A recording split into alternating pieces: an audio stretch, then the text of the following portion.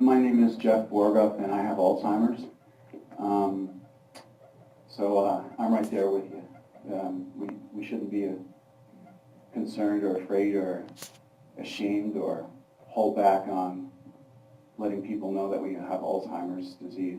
I'm certainly sure that if somebody had diabetes, they wouldn't be ashamed to tell somebody about that. So I'm right there with you. Thank you, Lara, for the introduction. You butchered my name, but then you got it right on the second shot. Sorry, I appreciate that. Usually people just move on. It is really a pleasure to be here, and it is an honor to be here, and to be able to be up here with my distinguished colleagues. I've always wanted to say that. Distinguished colleagues. I was diagnosed with Alzheimer's in December of 2015. That was about 2 years ago at the age of 51. Early stage, younger onset. And I see many familiar faces out there, so you've probably heard this a million times, so forgive me. Hi, Katie.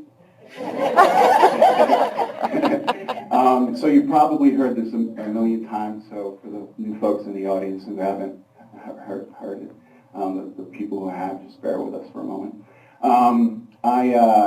It took me about a year and a half through painstaking diagnosis of misdiagnosis to actually get my diagnosis.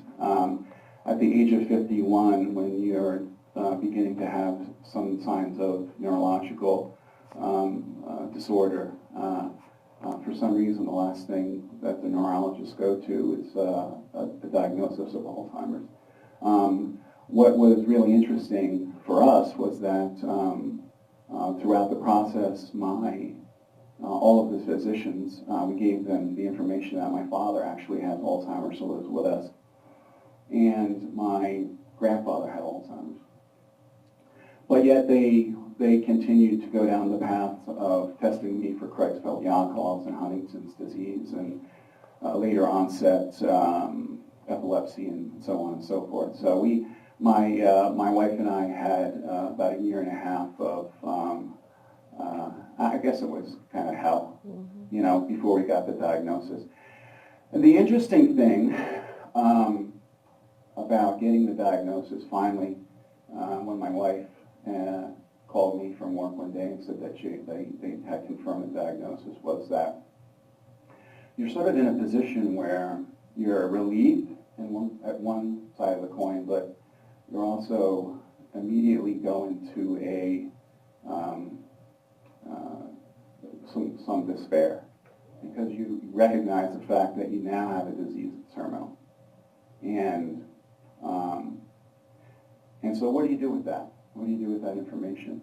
Well, I've never been one to sit back and let anything prevent me from moving forward. So with the advice of my neurologist, Dr. Karen Bell up at Columbia Medical Center, I immediately got in touch with the Alzheimer's Association.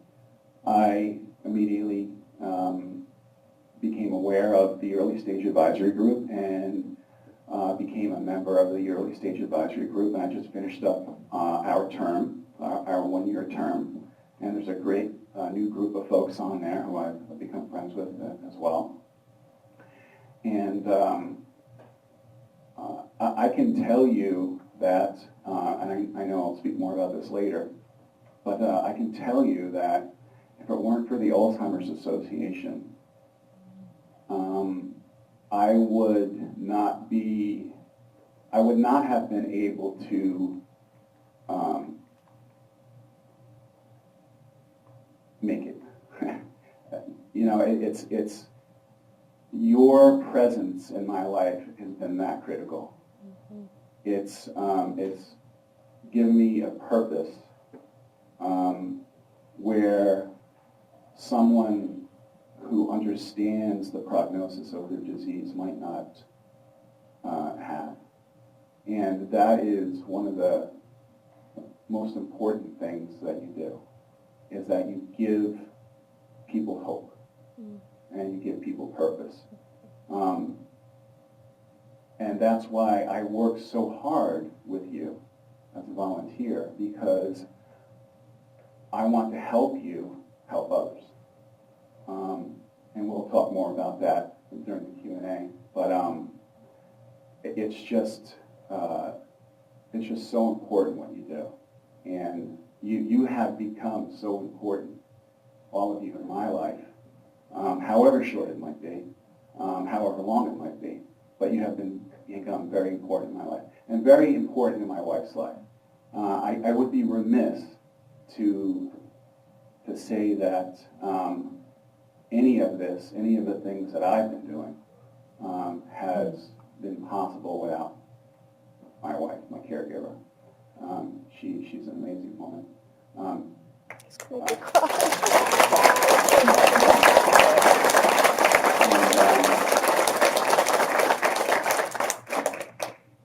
And so I thank you for allowing me to be here today, and I will now pass it off to the pastor.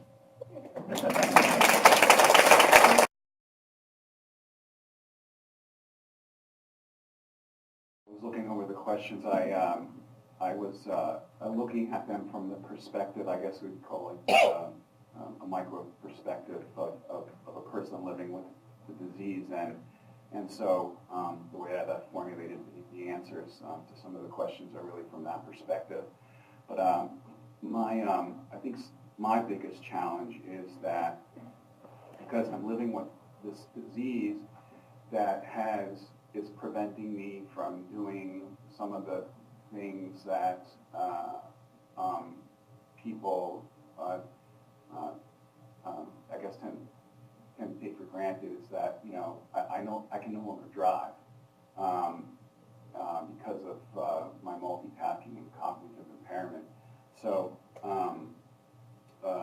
not being able to do more really is the biggest challenge for me. As soon as I was diagnosed, I looked at my wife and we talked about driving, and there wasn't much to say. Really, it was, I'm not going to, my pride and ego is not big enough for me to say that I'm going to remain behind the wheel of a car where I could possibly kill myself or somebody else. So I gave up my keys right away. But really what it's done is prevented me from really doing more and having the opportunity to go places and do things, meet with representatives and senators and different events and so on and so forth. But to date, it's been pretty good. My caregiver, my wife, has gotten me to just about every event, save one. I think that turned out to be a rainy day, so I think we're probably glad we didn't make that one.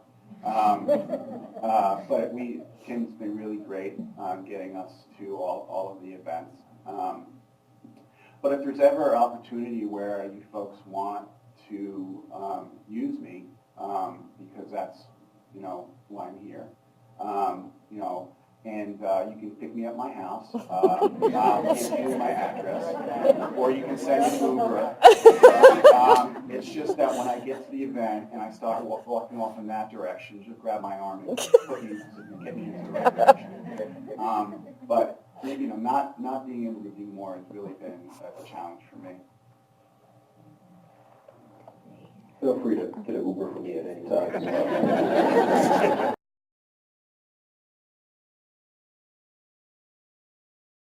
Yes, I'd like to echo some of that. I just think you guys are doing an amazing job, and I can see, my wife and I can see how passionate you are about the work that you're doing. I worked for 20 years in the IT field, and I can tell you I worked every day with a lot of passion because I loved what I did. But at the end of the day, my passion was about moving bits and bytes around on the screen.